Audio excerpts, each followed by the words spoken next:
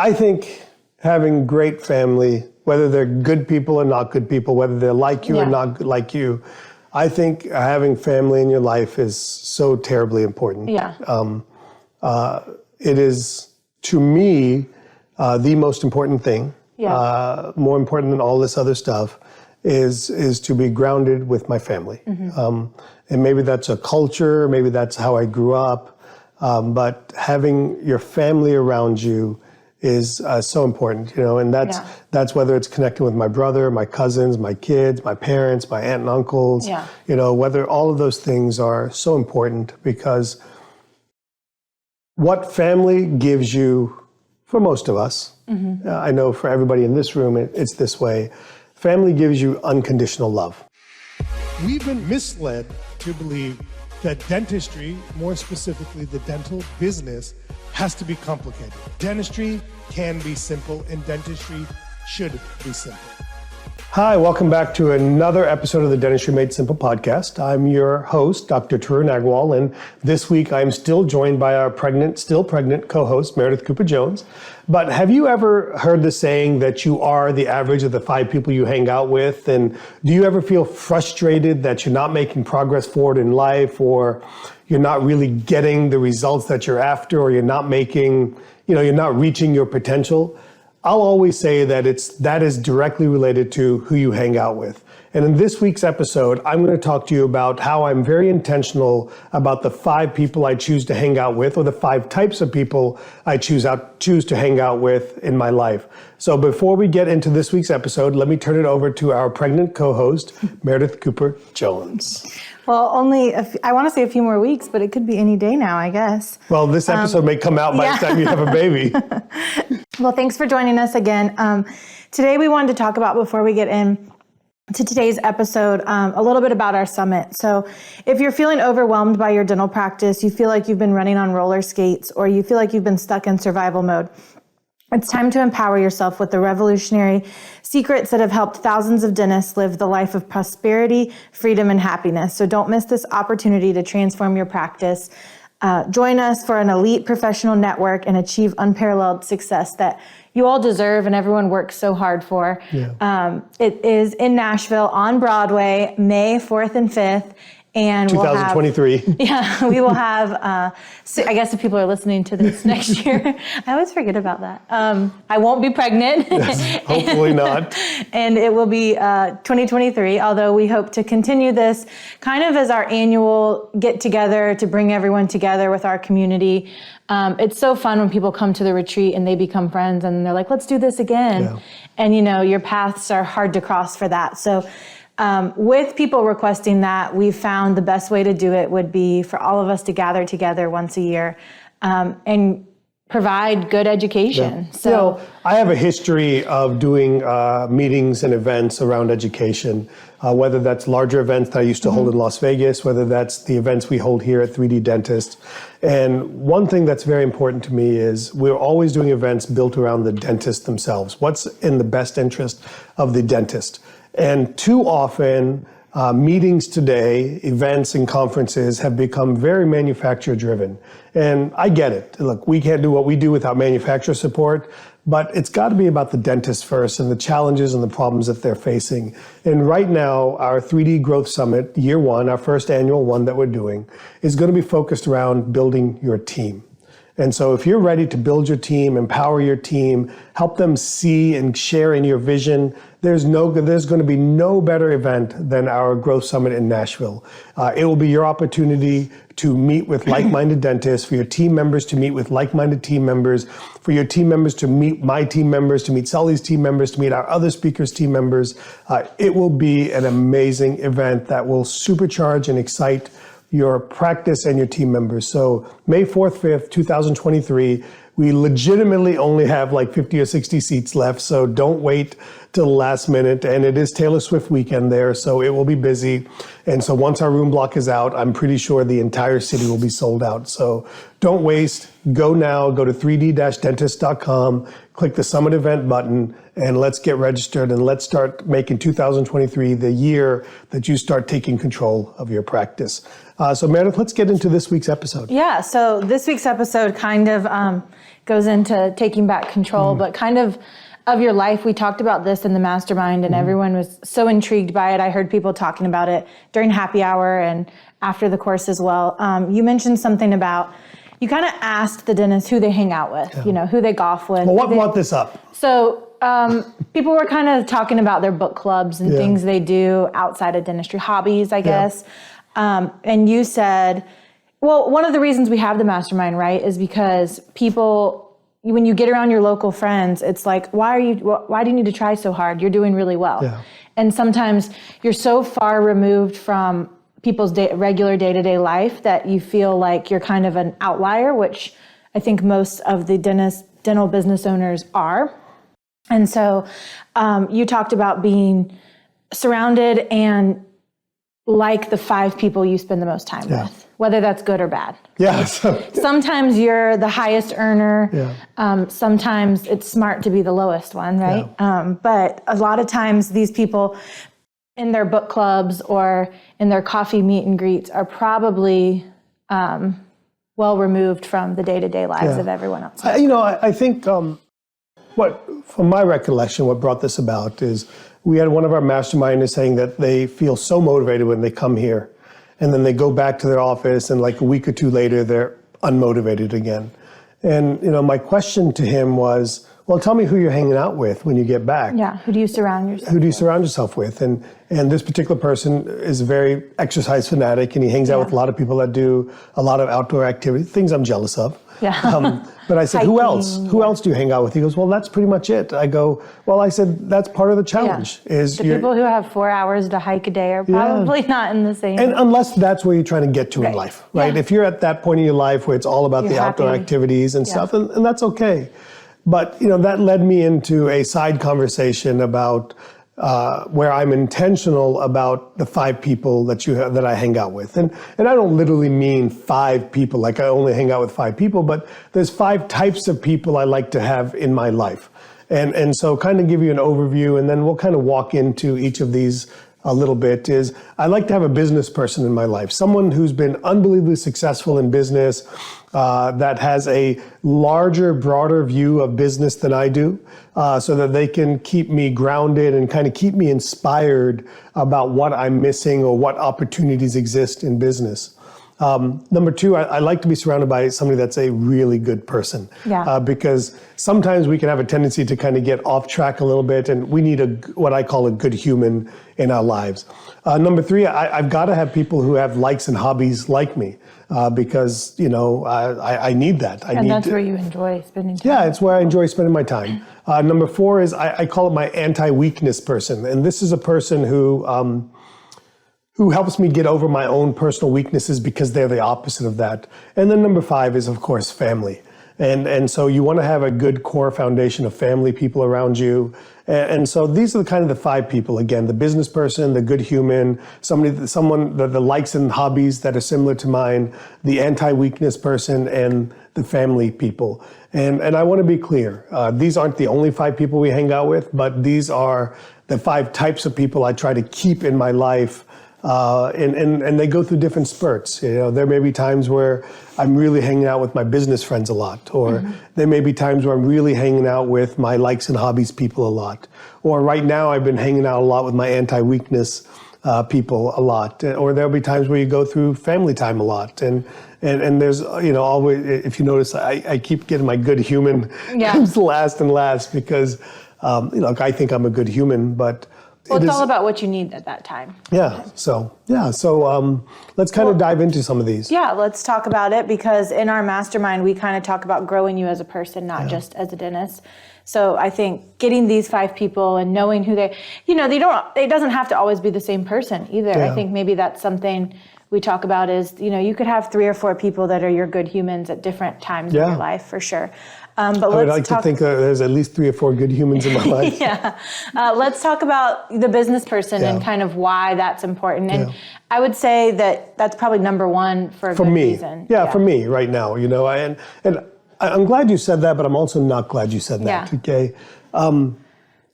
These aren't in order. No. Okay. They happen to be in order for me. At some point you had to think of them, and that was the first one you thought of. Yeah, because... And maybe that's for a reason. Well, partly because of the conversation we were having during the mastermind. We were talking about being motivated about your business. Right. So I said, who's the business person you hang out with?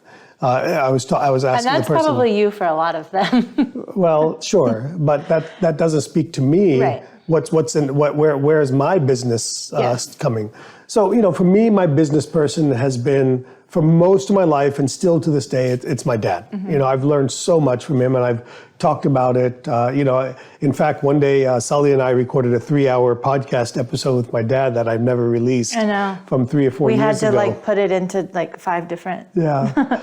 Maybe one day I'll release that. But, a business person. And what I find for most dentists is that we're hanging out with other dentists as our business person. And that's okay, but oftentimes if you're a motivated human being or you're a motivated dentist, you're probably at the upper echelon of all of dentists. And so for me, my business person for me was my dad. He's got motels, he's been in the restaurant business, we've been in the outdoor billboard business. He's been a dentist in the past in India, not business related, but he has a wide breadth of knowledge of different things. One of my other business person friends is a gentleman named Vern, who's been unbelievably successful. He's in private equity now. He's been in the healthcare industry, and he helps me see things in different manners. Like when I talk to him, it gives me an idea of, he's big into scaling businesses right now because that's the business he's in.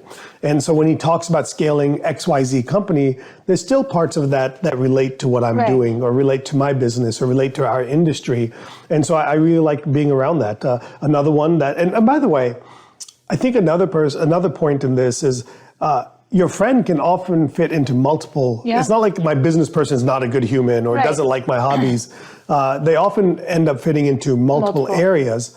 I would agree with that. And another friend of mine is Chan, who just sold his business a couple of 3 years ago. And, as I talk more and more about, exiting dentistry or if that's a possibility, I leaned on him about what was a process, and the first thing he said, there's lots of emotional ups and downs. You think it's done, then it's not done. And you think it's going to be this way and it's not this way. And so I really like to be the dumbest business person in the room if I can be, or number 4 out of 5. Yeah. I mean, my ego doesn't want to be number 5 out of 5, but I definitely don't want to be the number 1 business person in my social circle. Right. I definitely want to be towards the bottom end of that, and because I don't want it to be all dentists. I really want it to be different industries as a whole. I mean, I think about my husband when I think about this, and like his friends, and different industries is always good because you pull different things from them.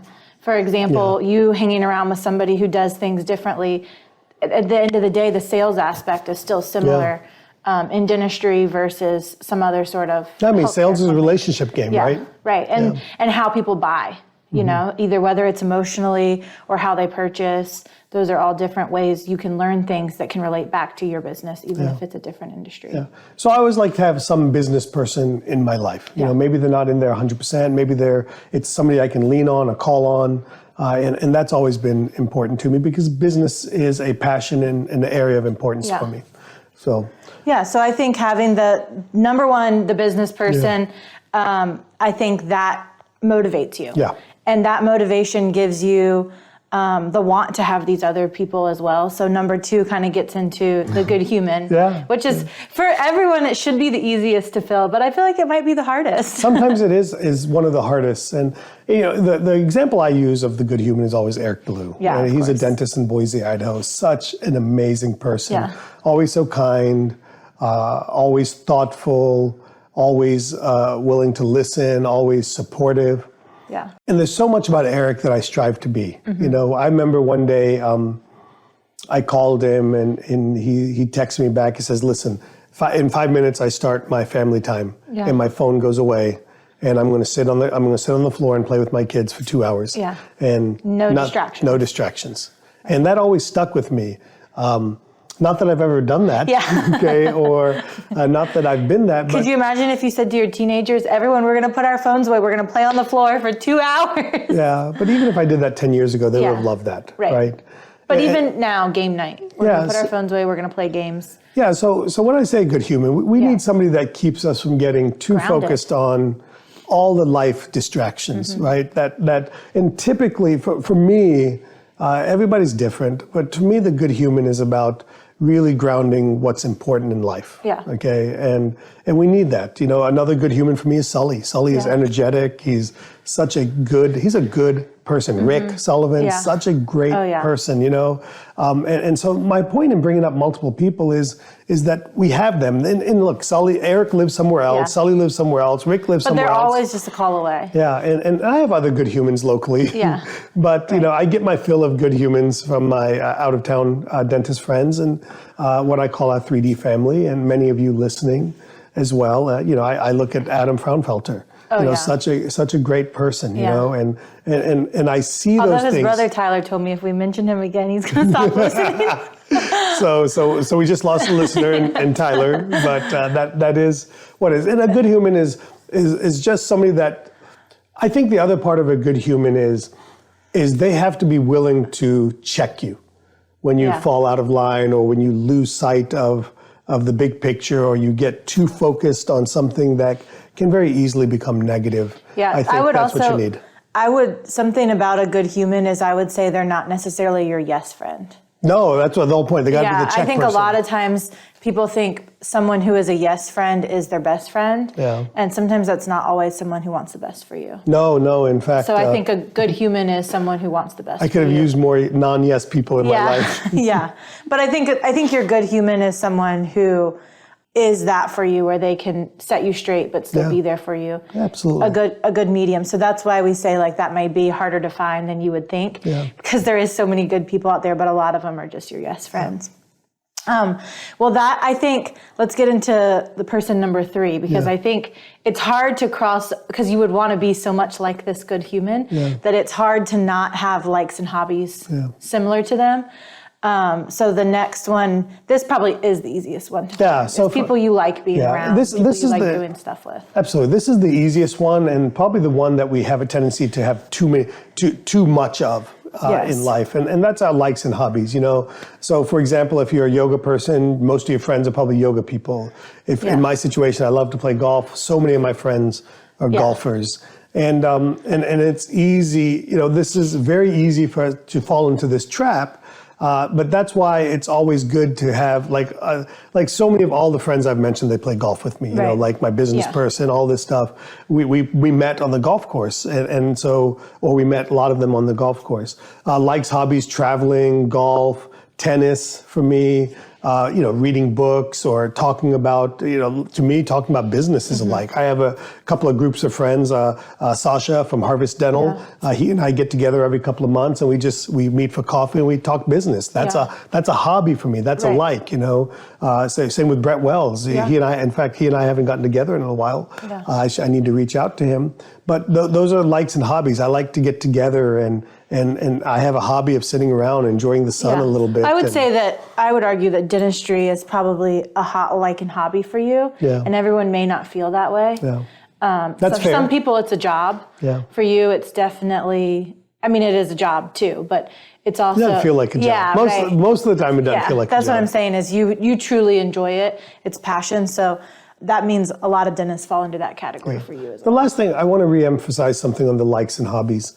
It's, if you're trying to achieve greatness or more for yourself, you're going to need somebody in all of these different places. And too often we're finding that we're stuck in the likes and hobbies section. And that's why we get so drawn into, you know, this duck hunting or, you know, things, I don't understand some of these things, or fishing or stuff like that.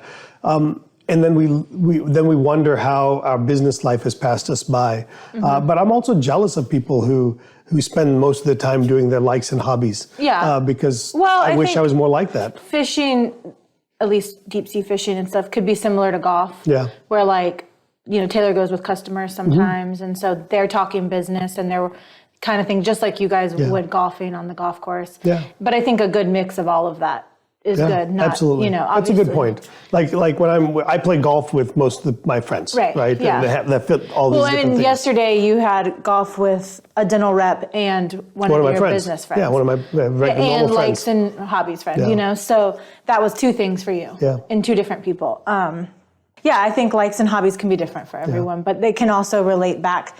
Like we said, that one's probably falls over into other things as well, easily. So this one, people don't want to find, right? But this is someone who is your anti-weakness or someone who's there for you. So the biggest example of this, I think for most people, is your accountability partner at the gym. And we all have that person, thank goodness.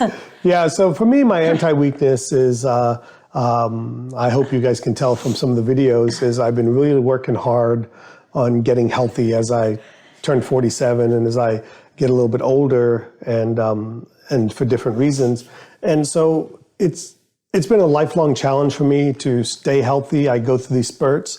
So I've needed somebody that I can connect with that will hold me accountable. I'll give you an example today. Today, Jock texted me, hey, are we doing yoga today? I said, the yoga is full today. He goes, great, how about we go to the gym instead?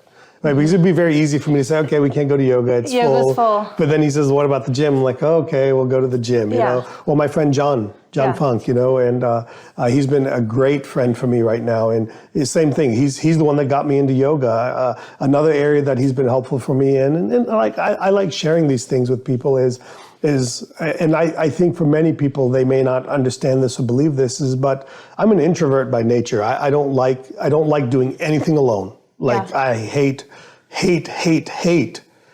doing things alone, but it's a part of my life that I've got to learn to do things alone. Yeah. And so John, he gets me out of my comfort zone. He's like, hey, we're going to go to dinner, just you, or I remember one day he's like, we're going to go to dinner together, and then he doesn't show up, and I'm sitting there waiting, or he shows up late and I'm so uncomfortable, or he relates to me like, hey, I had this issue too, and we went through that. Or for me, my weakness is the gym. My weakness is doing things alone. Another weakness of mine is a planner. One of my friends, Erin from the neighborhood, she's like, hey, I hear our kids we're all going to be at Disney together at the same time. He's like, what's your plan? I go, Erin, I don't have plans. Yeah. Right. She's like, well, okay, let me help you. Yeah. Okay. Right. But I'm not going to do it for you, but let me help you with that. And so those are my areas of weakness, and we've got to have friends that we empower. Yeah. And I think that's the key in this, is you got to have friends that you empower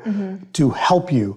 But part of this is also you have to be vulnerable with your friends about what your weaknesses are. And I can't speak for females because I'm not a female, but I can speak for... I think it's a little bit easier. I think for an Indian male, I can speak for that. It is unbelievably difficult to be vulnerable and to show your weakness to people, but you can't get help with your weakness if you don't show your weakness and share your weakness. We go to the bathroom in groups, so I don't think this is hard for women. Men don't really do that. We go to the gym in groups, we go to the bathroom in groups, we do everything together. So I think that's a lot easier for us to say, hey, come to a class with me tomorrow or something like that. Or I haven't been to the gym all week. I'll sometimes text my friends, what's y'all's gym plan this week?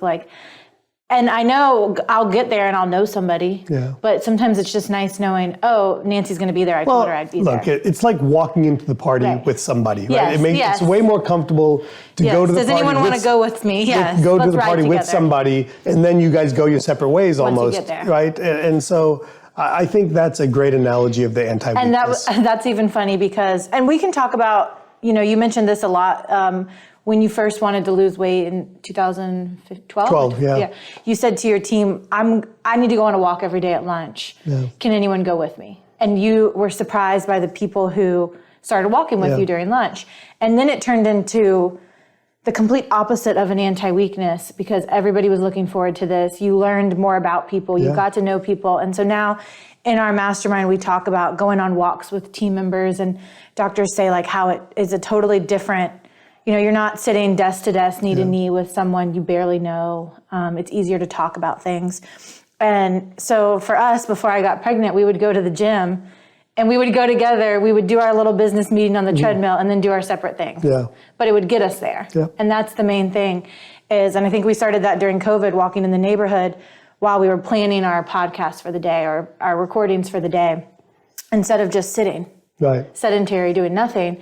We're like, well, we could be moving while we're might talking. as well. In fact, I can barely move and talk at the same time. Me too. I'll argue that movement creates more motion and emotion in your mind, and you have a tendency to think better. Right. And but that's enough on the anti-weakness. Yeah, but I'm just saying like how that can become so positive for the anti-weakness. So let's talk about our fifth and certainly not last. Yeah, I was gonna say most important influential people in your life, especially for us, because I know we all look up to our parents and our family.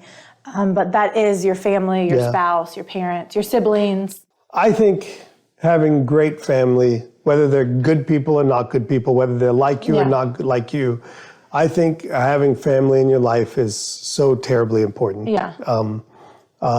It is, to me, the most important thing, more important than all this other stuff, is to be grounded with my family. And maybe that's a culture, maybe that's how I grew up, but having your family around you is so important, and that's whether it's connecting with my brother, my cousins, my kids, my parents, my aunt and uncles, whether all of those things are so important, because what family gives you, for most of us, I know for everybody in this room, it's this way, family gives you unconditional love. Yeah.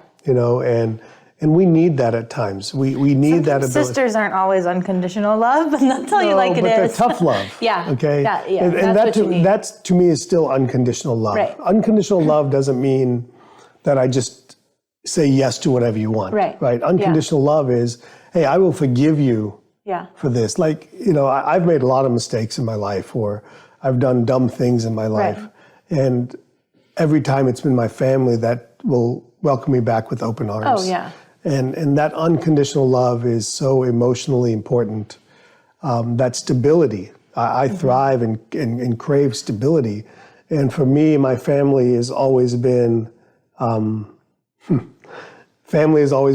point of stability for me. And so that's kind of how I choose to surround myself with. And, sometimes family goes away for a little bit, and sometimes they're all of it. But these are the five people. So why don't you review the five people, and then we'll kind of move on. Yeah, so the five influential people you should have in your life are the business person, your good human, someone who has the same likes and hobbies as you, your anti-weakness friend, and your family. Yeah, absolutely. So hopefully this gives you insight, and I'm sure we're missing people and different things for everybody else, but these are the five, you are the average of the five people you surround yourself with. So be intentional that you have five different categories of people, and that you find these types of people, and these people don't always just show up in your life. Sometimes you have to go out and find them. And that is part of the challenge in this, is you have to go out and make new friends and meet new people and put yourself out there. And sometimes you get kicked in the face. Sometimes you get welcomed with a hug, but be intentional. And that is especially important for those of you who are trying to grow and do something greater in your life. So thank you for tuning in to this week's episode of the Dentistry Made Simple podcast. I hope to see many of you at our 3D Growth Summit, and I hope to see many of you here at the 3D Retreat in Raleigh, North Carolina at one of our amazing seminars and programs.